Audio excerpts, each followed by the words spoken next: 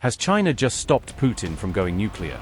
By delivering a blunt warning that even thinking about a nuclear strike is off limits? China reportedly begged Putin not to even think about a nuclear strike, sending a message that nuclear threats could cross a red line even for Moscow's closest partners. Putin is now under pressure from all sides, with Russia's nuclear plans facing intense scrutiny as foreign warnings and battlefield setbacks narrow his options. Zelensky says Beijing delivered what he calls its toughest message yet, a warning that underscores how seriously China appears to view the nuclear question. Zelensky also revealed his latest remarks amid Ukraine's brutal blitz, which he says sank 18 Russian ships and showed the war is still escalating fast.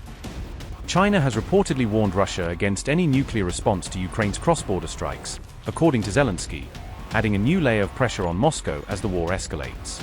Zelensky said China delivered an ultimatum-like message that nuclear weapons must never be used, framing it as one of the strongest signals Beijing has sent so far. He also said European leaders revealed China's warning during the NATO summit in Ankara, suggesting the message was carried through high-level diplomatic channels. Zelensky confirmed that he discussed China's role in the war with Trump, but he kept the details private, leaving the full substance of that conversation undisclosed. As questions grow over Russia's next move, Zelensky said the following, and I quote, "I think you heard such voices in Russian media. What if we respond to Ukrainian strikes with nuclear weapons?" And it seems to me that this was the first time China, directly, responded in an ultimatum-like form, that there can be no thought whatsoever of using nuclear weapons. Russia held nuclear drills in Belarus, but Putin has so far stopped short of making direct nuclear threats against Kiev. He has argued that Ukraine's attacks have not caused enough damage to justify a nuclear response. At the same time, a St. Petersburg lawmaker reportedly urged Putin to launch a nuclear strike to force Kiev into peace. Russian MP Viktor Perov claimed such strikes would pressure Ukraine into signing a peace deal.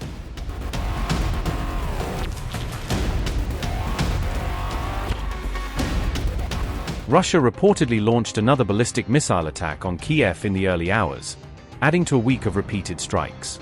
Several people were injured and damage was reported across multiple districts, according to local authorities. Among the injured was a child, Kiev's Mayor Vitaly Klitschko said. Initial explosions were heard around 3:40 a.m. local time as missiles and drones hit residential and infrastructure targets. Buildings were damaged and fires broke out in several neighborhoods on the western side of the city. On July 10th, multiple Russian airstrikes reportedly hit civilian areas in Zaporizhia. At least one person was killed and dozens were injured in recent KAB bombing raids, regional officials said. Russia attacked the city with guided aerial bombs, damaging residential blocks and industrial sites. On July 10th, Ukrainian forces reportedly hit 13 Russian vessels near Crimea in overnight strikes. According to the Kiev Independent, the attack was described by Ukraine's unmanned systems commander. Robert Brovdy said the targets included 10 tankers, a dry cargo ship, a ferry, and a sea tug. Robert Brovdy also said Ukrainian forces struck 5 electrical substations in Crimea during the same operation. The Ukrainian commander referred to the campaign as part of the Crimean switch-off project, aimed at disrupting Russian logistics and power infrastructure. Ukraine's commander-in-chief Oleksandr Syrsky says Russia's territorial gains have slowed significantly in the first half of 2026. He claims Moscow failed to meet its objectives despite having roughly twice the manpower and equipment on key fronts. Oleksandr Syrsky said, and I quote, "The enemy attempted to launch a large-scale offensive but, in fact, failed to achieve any of its objectives despite having an almost twofold advantage in personnel and equipment. If previously the Russian army was conducting active offensive operations in 13 operational directions, now there are at most 6 or 7. Our ratio of assault operations to those of the enemy is currently approximately 40 to 60. It is precisely thanks to the active actions of the defense forces that in the first half of 2026 the pace of Russian troop advances decreased by more than half. We must not underestimate the enemy. A turning point in the war is still far away." Unquote. Meanwhile, Zelensky has set up a special Ukrainian command dedicated to deep strikes inside Russia, sharpening Kiev's long-range play. Шановні українці і українки, сьогодні є нові результати наших сил оборони в далекобійних санкціях проти Росії. Бензинова криза в Росії поглиблюється, цілком справедливо у відповідь на небажання Путіна закінчувати цю війну.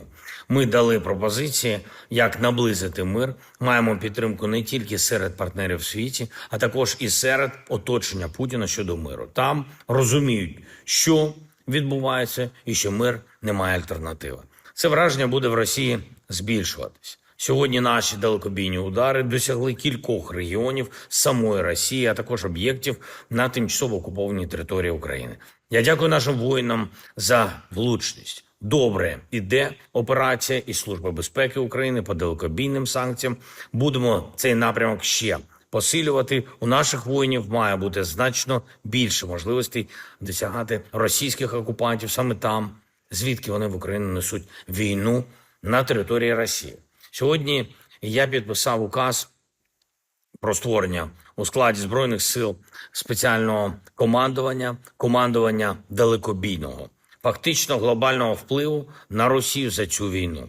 Це командування повинно зосередити 100% наявних ресурсів для того, щоб ще відчутніше знизити російський потенціал війни. Командувач на цьому напрямку буде сильний і точно максимально досвідчений.